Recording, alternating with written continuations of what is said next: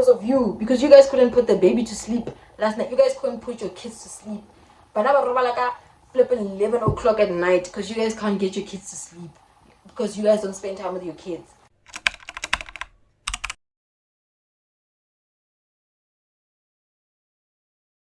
Hi my lovies, welcome back to my YouTube channel. If you are new here, welcome. I hope at the end of this video that you just love me so badly that you subscribe to my channel and join my small little community. A lot of people, and by a lot I mean over 1 million people, want to know what happened in America. Why did I get kicked out twice?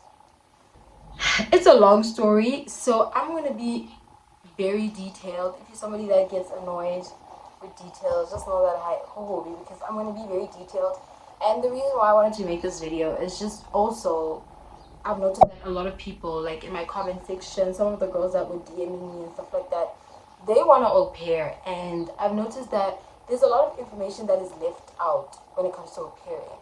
Like the ups, they definitely mention the ups, but the downs, they don't really mention that much. Like they really downplay how bad it can really get that side, and it's so normal. It's so normalized how disgusting it can get that side. So yeah, what happened? I'm gonna start from the very beginning. I matched with the family. I really took time with that family. I made sure, they are a good family. They spend good time, like a lot of time with their kids, because that would mean I wouldn't be overworking. At the time, I matched, and then boom, to America. But I decided to rematch. Why? If they were such a good family. Guys, it was just so bad. I was so isolated. I live on a flipping military base. Nobody can come to the military base to play with the kids because you need a card. And to get a card, you need to actually live with someone that's in the military. You know what I mean? So that is what led me to want to rematch. That was so intense, that rematch. Because you really are alone. Let me tell you that. You're alone. The area directors are the worst. They tell you that no, you're gonna feel supported. No, they don't. You won't feel supported. They hate you. They dislike you to a core. They will tell you things like, yeah, you're not gonna get a family. You just rematched and now you just matched and then you only lasted 2 months with them. No family's gonna want you. I'm so sad to tell you that you might not find a family. You might just end up going home. Oh my gosh, the family spent so much money on this, so they are losing more than you are. Wow. The type now, if I don't find a family, I'm going back home. It was just so bad, like the things that they would say. And when you're in rematch, they make it sound like it's so smooth, né? But it's actually so bad. And the families, they don't really know how to control their emotions. I remember I was talking to one of the peers about this. I was talking to Nicole about this, if she remembers. And she was like, I don't know what's happening with my husband. She will come back from work and her mood and jingle, she can't handle it. I'm like, but it's the same with me. It's just like they don't know how to control their emotions. So like if you decide to rematch, everything is gonna change. Like the way they treat you, you are only treated nicely because you are of use to them. I want you to remember that. You are only treated nicely because you are of use to them. I hope that makes sense. So I rematched and I rematched so quickly because my first rematch, it took so long.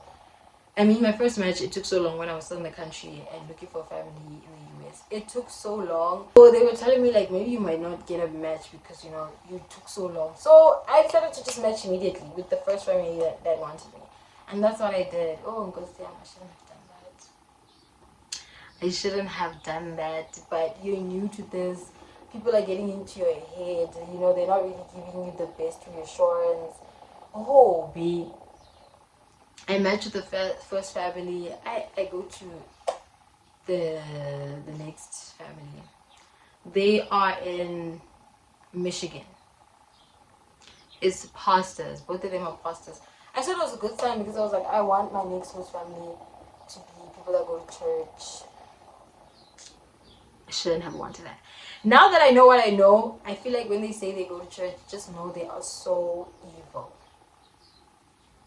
They are the most evil people you will meet because there is no way people that are like that are praying to the same God I'm praying to. I don't believe that. Hana Fia. I get to that family. My flights are delayed. The whole day. My flights are getting delayed. We're getting kicked off the plane. You guys, if you saw that vlog, you know what I'm talking about. I arrived at 1 a.m. So I get there and God was trying to tell me something. This whole chaos that was happening while I'm transitioning to a new family, it was a sign for it. Born is going down after here, my darling. You shouldn't have rematched. You shouldn't have a rematched because it's going down. Just because and that's exactly what happened. I think everything just went downhill. I met Senna. Senna is the current au pair. Me and Senna you probably see in my videos, my previous vlogs. We became really close even before we met, because you need to ask for the au pair's number so that you can get a proper, I won't say review of the family, but like kind of, because but you kind of call the au pair and then you talk to them and try and find out what's up, like how is the family, are they really nice, do they treat you well, how are the kids and stuff like that. And me and her became really close. Like we started talking the whole night over the phone for hours. Like every single night we're talking and like we really talk a lot, me and her. So now we're living in the same house, obviously we're gonna be very close. We're gonna talk and stuff like that. Cheeky. Okay. I'm gonna skip over because nothing was really happening. For the first 2 days you're not supposed to work, you just shadow. So I didn't see the family at all. For like the first two, I would see them there like at night, because they come back very late. And then after, I think on the 4th day, that's when I actually saw them, because the child was crying, the older one, the boy, he was crying that he doesn't see his mother a lot, like he doesn't see them at all, because this family would go a whole week without seeing their kids. So because of that, they decided to take, the wife decided to take the kids to school that morning. That's when I saw them properly, because I came down and Kibao, like now we're all working together. We're trying to make lunch for Bana, but I'm waking them up, get them dressed. They're asking for 1, 2, 3. It was so chaotic. It was just too much. Like oh, it was so chaotic. She comes back, and this lady, she's like, me and Senna just chilling. We already picked up. We've already done our job. We're already done. We're doing everything that needs to be done. Cleaning up with the kids and whatever, making their bed, whatever that needs to be done, we were already done. So me and Senna were just chilling there, watching TV. Miss Loretta, she comes back, and she's like, yeah, I need to speak to both of you separately. And I'm going to speak to Senna first, and then when I'm done speaking to you guys separately, you can tell each other whatever I said to you guys.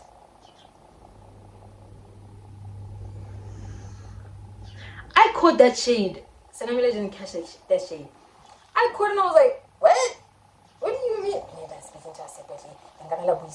She talks to Senna.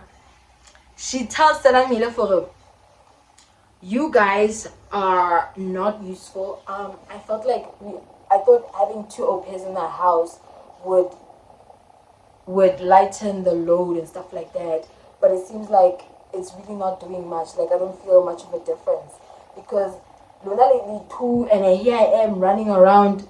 She was sitting the whole time. ABCD, honey, what? And then she was telling them that it feels like we are ganging up on them. Ganging up. It's my 4th day in this house. This is the first time I'm speaking to these people. This is the first time I'm in their presence. But we are ganging up on them. Hey, then comes me.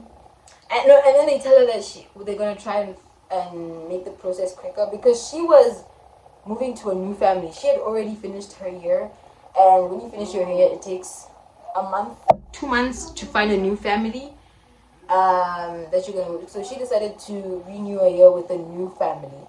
So she was still in the process of looking for a new family. That's why I found her there. So they took me in too early, because she was gonna stay there for a month. That means they were gonna pay 2 au pairs for a month. And then they tell her, for now we're gonna make the process go a little bit quicker so we can have you out of the house. So they're kicking her out because they feel like this is too much. She talks to me. It's not even the same conversation. Now she just tells me because the area director's coming because it's my arrival orientation. The area director's coming. It's actually, yes, it was Friday. Yeah, it's my arrival orientation, and she's just checking for a few things like, am I okay? Blah blah blah. I'm like, yeah, everything is fine. And then we settled that, and it was fine. And we're like, yeah, okay, we'll get on it. And then boom, she arrives. Oh, Christelle. I love her, guys. She's a South African. She's a South African area director. I love her to bits. She made my time in America amazing because she is one of us. She understands Ubuntu, respect, like treating somebody like a human being. So she arrives. We talk. They're like, we need to talk to Senamile first. Hey, bro. Castellano no lost because what are we talking about? Because there's nothing to talk about. This is my thing. This is my arrival. This is my arrival attention, is to check if I'm okay, if I arrived nicely, if the family is treating me nicely. You know what I mean? Boom, they talk to Senamile. I'm eavesdropping. I could hear everything. They start complaining. Ooh, Senamile. The area director did not know nothing about Senamile getting kicked out. They did not know nothing. So, while they were talking, I could hear them speaking for it. Senamile is acting different and blah blah blah. She's not been doing her work lately. It's not even after I have arrived. It's been a while now that she has not been, just lying. Pure, literally buamaka. So they speak them and then they reach a conclusion. Barry, they want her out tonight. Hey! I start panicking. Mind you, I was panicking when she told me that she's getting kicked out. She was confused as to why I was panicking because she's like, dude, they're kicking me out, not you. I'm like, if somebody is kicking you out and you have been looking after their kids, treating them so lovely, and they just decide to kick you out like a dog, oh my sister, then I am nothing. Like a toilet paper. Now I am a bubble gum. I am nothing. And she was like, no, they were gonna Mang. And then they bring me down. So Namina tells me that, and then she's like, yeah, they're calling me downstairs. Okay. I've been through this, so I know what they're gonna ask you and stuff like that. Can't they know? They're like, yeah, they have a few concerns. This was my face. And Chris was like, no, don't worry. It's just, don't panic. It's just, just a few concerns. They start speaking. They're like, yeah, this morning, they can only speak on this morning because that's the only time I've seen them. They are not present in the house. So they really couldn't move on much information. But they were like, yeah, this morning with the kids, like, we noticed that when the baby was crying, this is the same thing that they said to Senamile, but to me it was something that I said. The baby was crying, but we had to get ish done because these kids need to go to school. So even if she's crying, we have to pack your lunch, pack your breakfast, so that and they were like, yeah, the baby was crying, her snot was up to here. There was no snot. She's like, did you see? There was not. When you told me to give you the tissue, give her the tissue. There was a tissue next to the table, and I was like, are you looking for this tissue? Because you keep taking about you want to wipe her snot. And I was like, yeah, I remember that moment. Do you remember that her snot, she had snot running down her nose? And I'm like, what are you talking about? There was no snot. My face was like, what are you, like, confused? And she was like, no, she had snot running down her nose. And I was like, why Wamaga? And then I was like, why Wamaga? But I didn't really care. I just wanted to hear where he comes from. He's like, and then the baby was crying. It just felt like you guys were not attentive. And we have 4 hands now, but you guys were not attending to the baby. It's like, when Senamile had the baby, I'm a Jerry, he told us to make it slappy so we can get it done so that they can leave. We needed to get the lunch boxes done, everything. I'm still new. I'm still learning what things need to be done for the babies and stuff. So I'm following Senamile, but I'm working with her in a way. So Oh, no, we must make it snappy. Look at the time. Telling us to look at the time. So we looked at the time and we got snappy. We left your baby unzalla. And that baby's crying because of you. Because you guys couldn't put the baby to sleep last night. You guys couldn't put your kids to sleep. But now flipping 11 o'clock at night because you guys can't get your kids to sleep. Because you guys don't spend time with your kids. That's why the baby was crying the whole morning. The baby doesn't know what to do with herself because the baby only slept 5 hours and has to get up for school. Because of you. So they're like, yeah, you didn't pick up the baby. And then when she was crying, we and Thingy picked her and she needed to be picked up and I went to try and pick her up. You asked like, does she need to be picked up all the time, like even while we're working? Because I was genuinely asking, like, because I could see we're trying to work, but they're asking us to also carry a 3-year-old. He's heavy. She's not a baby, it's a toddler. We cannot be carrying a toddler around heavy while trying to work and put things. It just won't work. So I'm asking, like, does she need to be carried all the time? Because that's what he was trying to say. So I was trying to make sense of the situation. Does she need to be carried all the time, even while we are trying to make lunch and breakfast for them so they can get out of the house? And he was like, yeah. He's like, that question, it just seemed like he was saying, does she need... Guys, I kid you not. You see how I phrased the question. I said, does she need to be picked up all the time? This was my face. Oh, does she need to be... Because he was like, no, pick her up because she's crying. And I was like, oh, does she need to be picked up like all the time, even when we're trying to do breakfast for her and stuff like that and like working? And he was like, yeah. And I was like, okay. He said, this is how it came off. I'm saying this, but he's like, but I felt like he was saying, does she really need to be picked up all the... Hey! It's the dad. Does she really need to be picked up all the time? Does she? Like, I don't think I can do that. So I ask, I'm like, so I said to you, does she really need to be picked up all the time, even while we're working? But the way it came across to you was, does she really need to... And he's like, yeah, that's what I was, even though that's not what you were saying, but that's what it felt like. No! Guys, and the amount of time they kept saying felt like, even though this is what I'm conveying, you felt like I was saying, ha! Guys, I feel like I'm in that moment, because I was fuming in that moment here, because I just couldn't, nothing was making sense.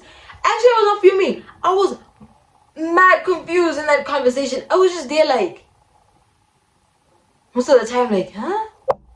So I'm saying this to you with my facial expressions being normal and neutral.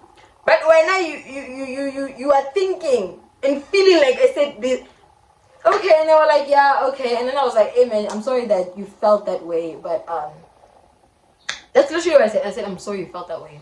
And I can't tell us that I say. And then he was like, even when he started the conversation, he was like, that deadbeat. What's it came? Jim Borang in the moment was that he's a deadbeat. He's not in the house a lot. And then he kept saying, yeah, this is our precious cargo, and I'm worried that can you handle it? And I understand that I'm judging off of this little thing, because I know I'm not around much, you know. Imagine having, you're not even ashamed, the guts to even be like, I'm not even around. You are a deadbeat. You don't know your kids. Both of you guys, they don't know how to put their kids to bed. It's the aupair that knows how to put their kids to bed. Those kids would sleep couple 11, 12 when they have to put their kids to sleep, because they don't know how to put their kids to sleep. They struggle. But the man that they juice, it's a 5 million because the child wants juice before they sleep, saying they're hungry even though they just ate. Those kids are playing with you, but you don't know, because you don't know your children and you're not around them. Because why? The au pair is the parent. It's so pathetic. You're weird saying that. And he said something like, guys, yo banamborileshe. And you know, I know that Loretta is the woman of the house. That time you are a pastor. How the hell are you leading a congregation if you can't even lead in your stupid house that is so dysfunctional? No wonder it's so flippin' dysfunctional, because you don't know how to flip and lead. You idiot. He annoyed me so much. He was yapping. not making sense and saying things like, yeah, so I feel like that was a really big concern. And then they later asked me, like, do you feel like you will be able to get used to it? I'm like, used to what? Carrying the child? They're like, yeah. I'm like, yeah, like I really don't mind, because it's not like I'm not used to it. I am used to carrying babies. I didn't say that to Bonnie, but I wanted to be like, I'm used to carrying babies, not a toddler, because toddlers, they know how to walk, they know how to be with themselves. The only time you carry them is when over to Lisa they hit something and then you carry them just to, like, you know what I mean? It's not like you're out here carrying them all the time, like a whole toddler. Those people are heavy. You're about to turn 4. What do you mean you need to be carried every single time? So, and the toddler doesn't need to be carried all the time. She was deafening. No amount of carrying her would have made her feel better. That child was crying the entire time because she was tired. Because her own parents could not put her to bed on time. They put her to bed at 11:30.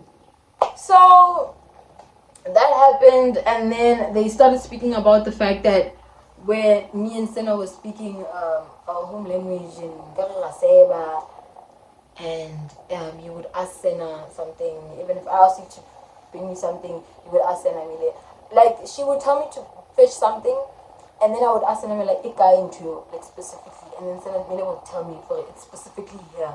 That's the only reason I would ask Senna for something. She didn't like that now, and I explained it. I was like, no, I was just asking her in detail, like, where exactly are these shoes that you were asking me? Cool. And then she was like, another problem is, it felt like you didn't wanna, I sensed a bit of attitude, because when I still had the child on my lap in the morning, and I asked you to fetch the shoes, you just gave them to me. You didn't put them on the child. Your child is on your lap. Your child is on your lap. You are doing everything on her. You're doing her hair. Now you're done doing her hair. You ask me to fetch the shoes so you can put the shoes on the child. I give you the shoes so you can put them on the child. She's like, I felt like you should have, I sense a bit of attitude because you didn't put them on the child yourself. The customer office is like, this is not making sense. Like, it seems like you guys are just being a bit harsh and picky. You're not really giving her a chance to adjust, or telling her you should say, they're making it such a big deal. Like, I just did something that was so wow, like you couldn't use your brain.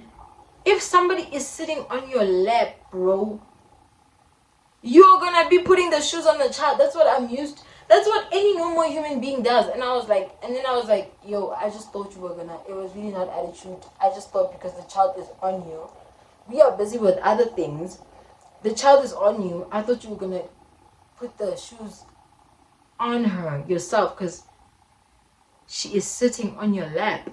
As I was saying before I ran out of space, when it was my turn to speak, I was like,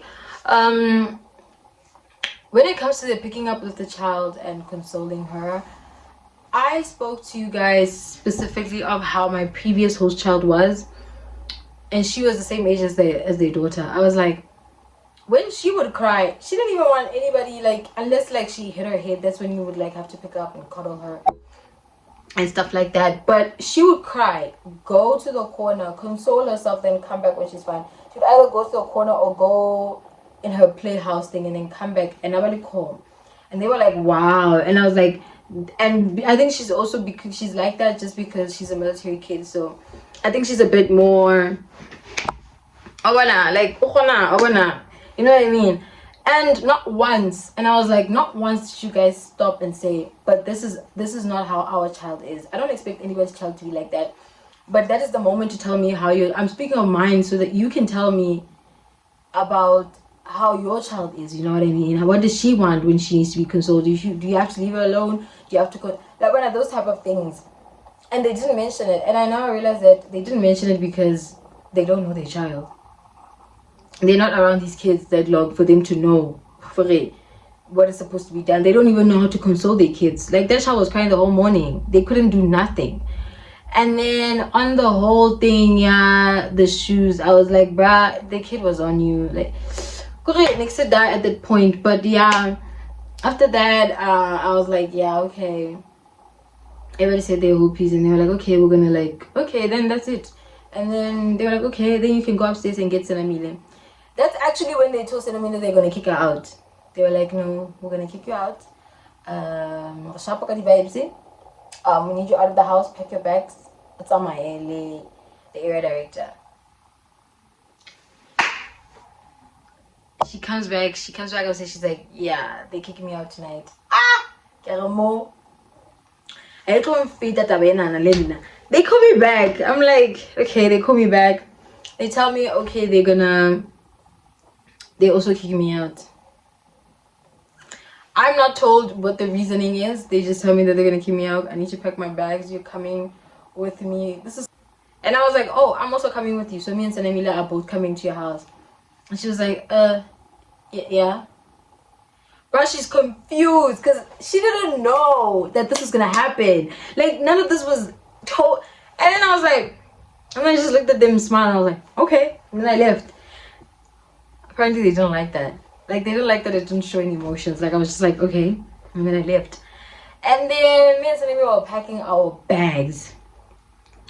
Calling my parents. You're getting kicked out.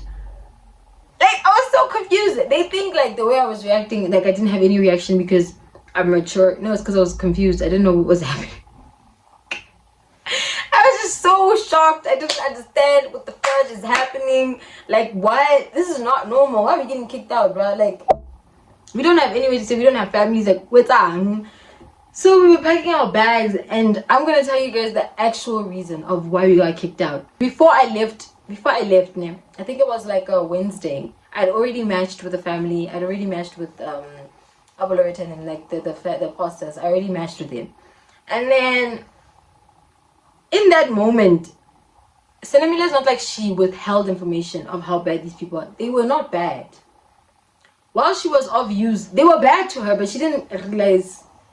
Like, one thing about Senamila, I don't know how I can say it, but she's very, like, she won't notice anything. Like, she was being used, but she didn't notice it. She was being overworked, but she didn't notice it. Everything she gave me was genuinely her opinion of, like, the family. Like, they really are a good family. They treat her lovely and blah, blah, blah. But that Wednesday, I was supposed to leave for Friday. I'm leaving on Friday. No, it happened Thursday. I was leaving Saturday. Yes, it happened Thursday. My flight was on Saturday. Thursday, they're coming back from Chicago. What happened in Chicago? Senamila is coming back from Chicago with the family. What happened in Chicago? Before they left for Chicago, she spoke to the host mom. The host mom tells them they're going to Chicago. They're going to visit their cousins and stuff like that. And we booked a hotel. And then she tells Senamila, the host mom tells Senamila, like, we're going to stay in the same room. Now, mind you, that's not allowed. Even if she's working or not working, you're supposed to book a separate room for the au pair. Now, with this family, you're working no matter what. Wherever you are, it's not a vacation, you're going to be working. So, she's supposed to book a separate room. Senemi was like, okay, but Senemi calls her mom, and my mom was like, booking a separate room. Like, what do you mean? She booked a room for you guys to both stay in Njani. You're gonna work and then come back from working and you're still there with your employee in the same bed. Separate room. So Namila goes back and she's like, you know what? I don't feel comfortable actually. I would love for you to book me a separate room. She books a separate room. She's like, no problem. They book a separate room. No. Days pass. They come back from Chicago. It's Friday. That's when you get paid. It's Friday. This is when things go down. So Namila's texting the host mom, the host mom, like, this is the amount that I have spent on the kids, like when she was taking care of them. So if you spend money that was not given to you by the parents for the kids and you spend it out of your own pocket, they have to pay it back because it's not even allowed. You're not allowed to spend your own money on kids. But if you do that, it has to be compensated back. Like they need to compensate you for. They have to pay it back. I am making sense, right? They have to pay it back. So she's texting her like how much she has spent on the kids, and this is how much in total it is on the kids in this past week. And then she's like, you know what? This is the pastor texting back, the lady. She's like, you know what? Because I paid for your room in Chicago, I don't think I should pay you back.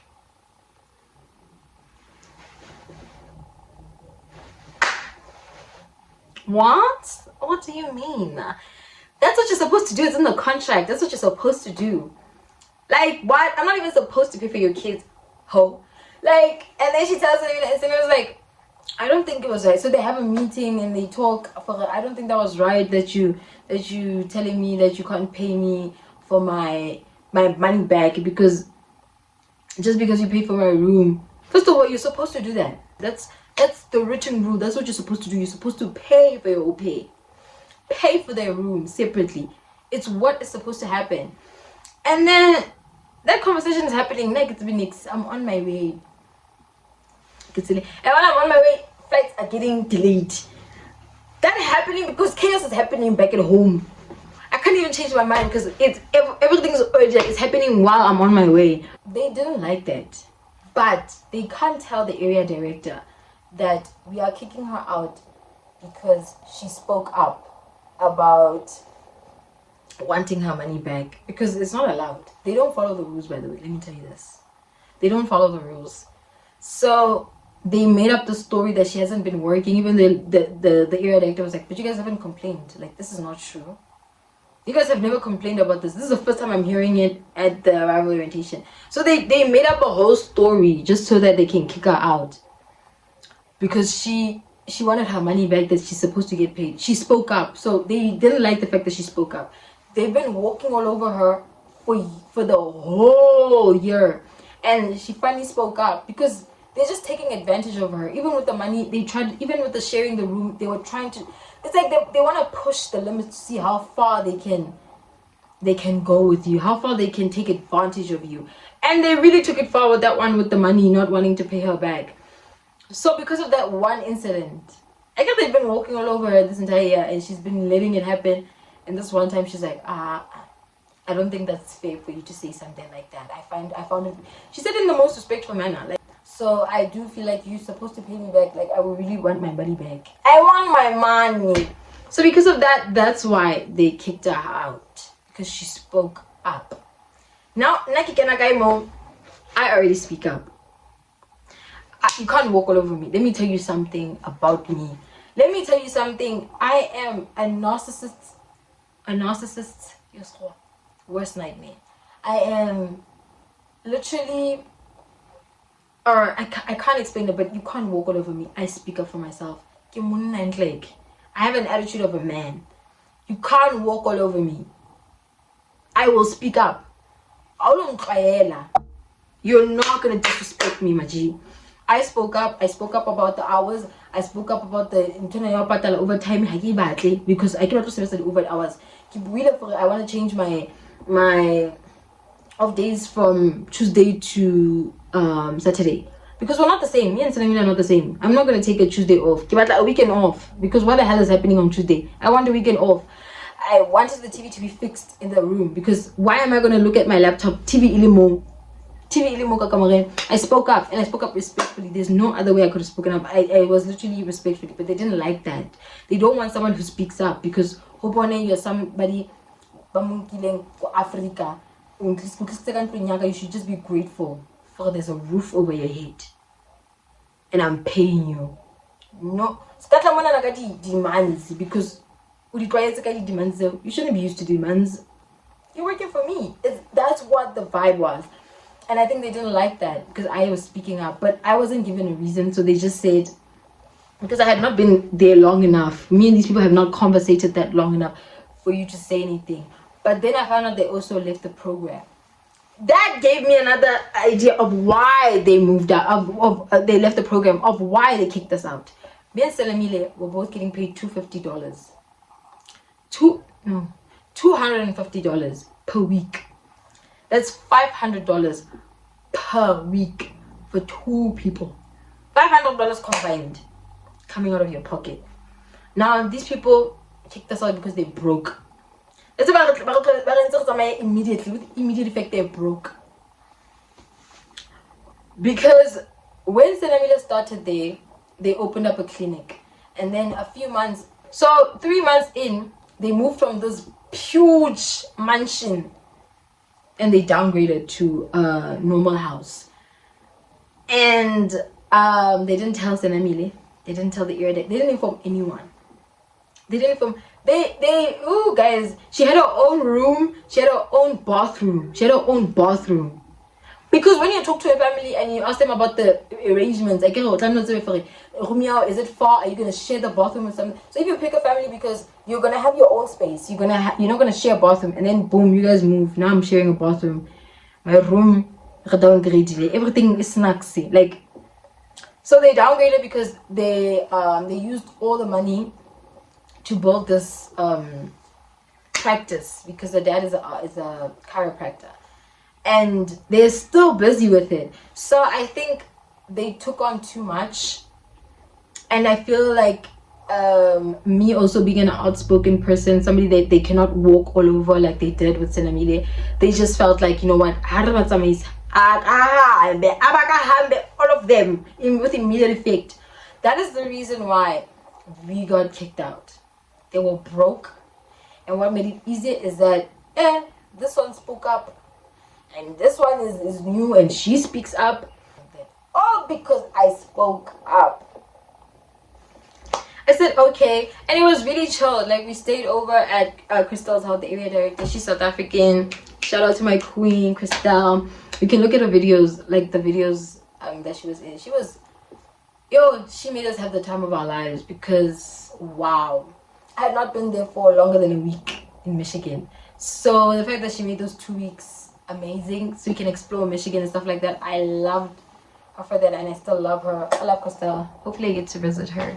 That's the reason why they kicked us out, but they can't tell even if we put that information forward, they don't care.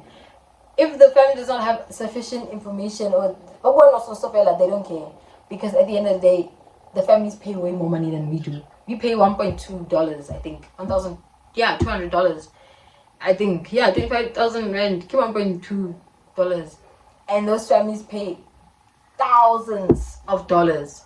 Okay, for us, they pump a lot of money. They are what's keeping the business up. So whether they're wrong, right or wrong, it does not matter. They're going to take their sides, no matter what. For you're kicking us out and you're not even giving us valid reasons, it does not matter. If they want you out, they will kick you out. You're getting kicked out because you're speaking up. How dare you? You're supposed to be working for me, and that's it. You should shut up, take it. And that is where I'm going to cut this video, guys. I'm going to need you guys to subscribe, like, comment for part 2.